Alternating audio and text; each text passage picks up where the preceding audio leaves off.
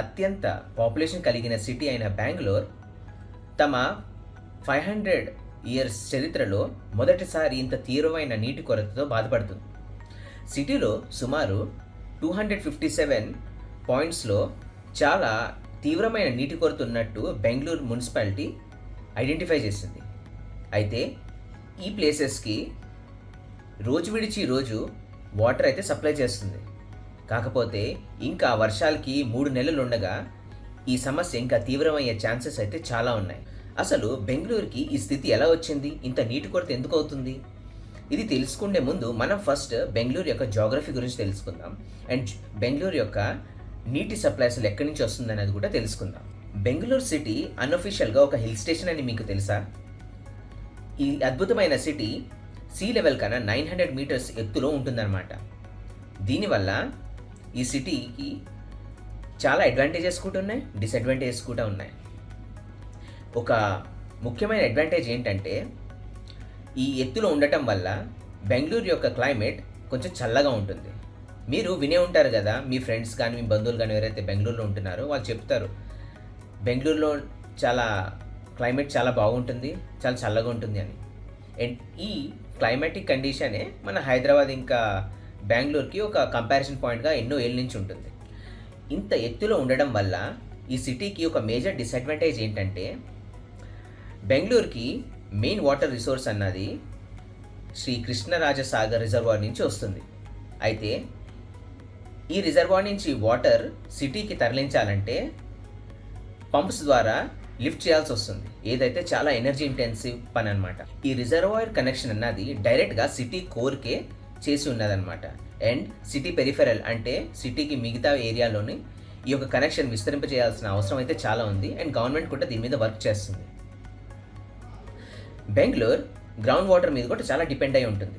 So ఒకవేళ వర్షాలు సరిగ్గా పడకపోతే నీటి కొరత అన్నది తప్పదన్నమాట ఈ సిటీకి. ఇప్పుడు మీరు బెంగళూరు యొక్క మెయిన్ వాటర్ సోర్స్ గురించి తెలుసుకున్నారు కదా, అండ్ దాని జాగ్రఫికల్ కండిషన్స్ కూడా తెలుసుకున్నారు కదా.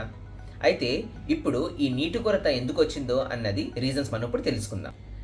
అయితే బెంగళూరుకి ఈ నీటి కొరత స్థితికి 3 మెయిన్ రీజన్స్ ఉన్నాయి. ఫస్ట్ రీజన్ వచ్చేసి లో రెయిన్ఫాల్ ఇన్ 2023. 2023లో రెయిన్ఫాల్ అన్నది సరిగ్గా పడలేదు. దీనివల్ల కృష్ణరాజసాగర్ రిజర్వాయర్ ఏదైతే ఉందో దేని నుంచి అయితే ఈ సిటీకి మెయిన్ వాటర్ సప్లై వెళ్తుందో ఇది 75% మాత్రమే నిండిందనమాట. సో ఇది కూడా ఒక మెయిన్ రీజన్ ఈ నీటి కొరత కోసం. ఈ వాటర్ కొరతకి సెకండ్ మెయిన్ రీజన్ ఏంటో తెలుసా?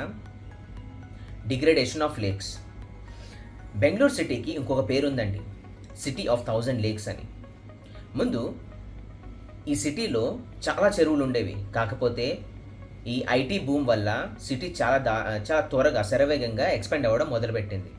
దీనివల్ల డెవలప్మెంట్ ప్రాజెక్ట్స్ కోసం అని చాలా లేక్స్ మాత్రం కప్పెట్టేశారు.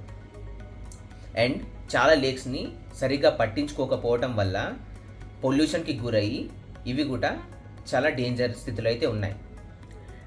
1961 వరకు సిటీలో సుమారు 262 చెరువులు ఉండేవి. లేటెస్ట్ డేటా ప్రకారం ఇప్పుడు సిటీలో కేవలం 80 లేక్స్ మాత్రమే ఉన్నాయి.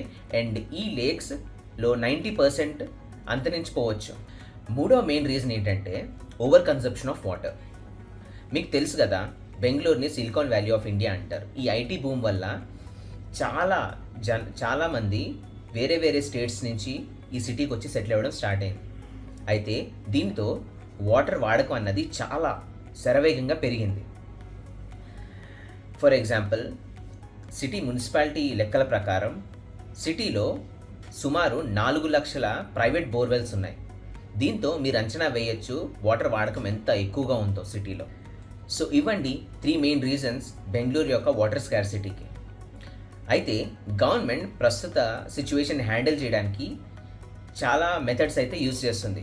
ఫర్ ఎగ్జాంపుల్, రీసెంట్గా గవర్నమెంట్ డ్రింకింగ్ వాటర్ని గార్డెనింగ్, స్విమ్మింగ్ పూల్స్, ఇంకా కన్స్ట్రక్షన్ వర్క్స్ ఇలాంటి దగ్గర వాడటం నిషేధించింది. ఒకవేళ వాడితే కానీ ఫైన్ అయితే పడుతుంది. అయితే గవర్నమెంట్ తీసుకునే ఈ స్టెప్స్ అన్నీ షార్ట్ టర్మ్ సొల్యూషన్స్ మాత్రమే.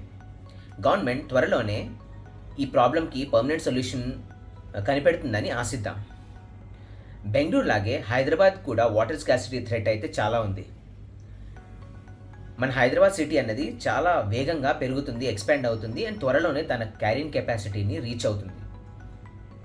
మీరు చూసే ఉంటారు కదా సిటీ ఎలా ఎక్స్పాండ్ అవుతుందో. ఒకవేళ మనం ఈ వాటర్ స్కాసిటీని అవాయిడ్ చేయాలి అనుకుంటే మన తరపున పని అయితే మనం చేయాల్సి ఉంది. సో వాటర్ని చాలా జాగ్రత్తగా జ్యుడిషియల్గా వాడటం అయితే మనం స్టార్ట్ చేయాలి.